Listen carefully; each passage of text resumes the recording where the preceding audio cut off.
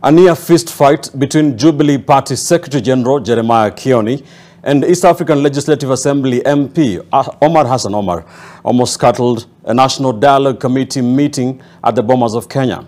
Kioni's recent sentiments that the talks are going nowhere and that he would have long withdrawn from the dialogue had he been in the position of coalition leader Raila Odinga seemed to have irked Omar.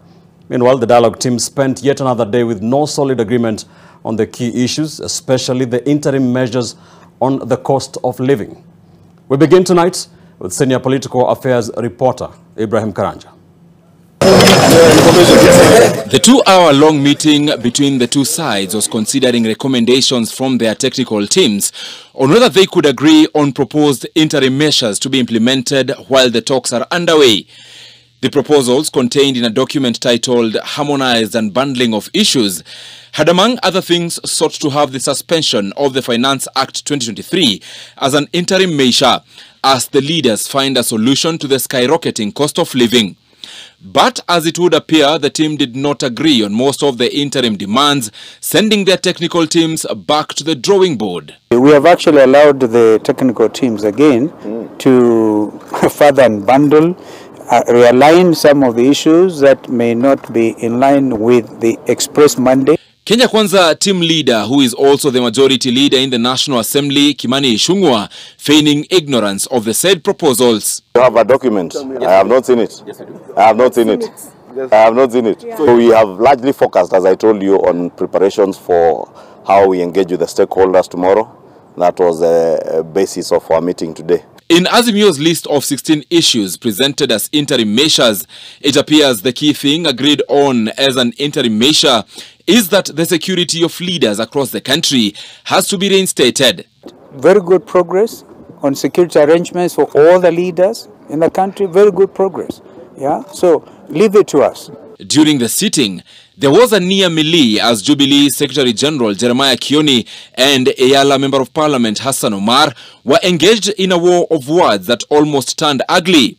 The Eyala lawmaker was irked by sentiments by Kioni earlier in the week that the talks were a waste of time.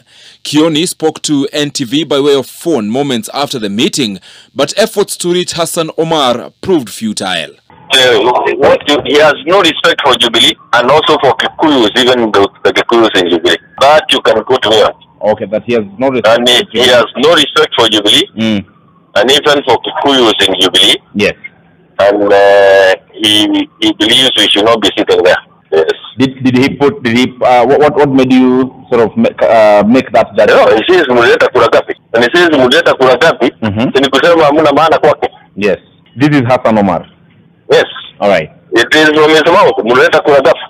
Kalonzo and Ishungwa steering clear of Kioni's statements about the talks. We must learn to leave those people who are ventilating outside to continue. Yeah. They're members of this team.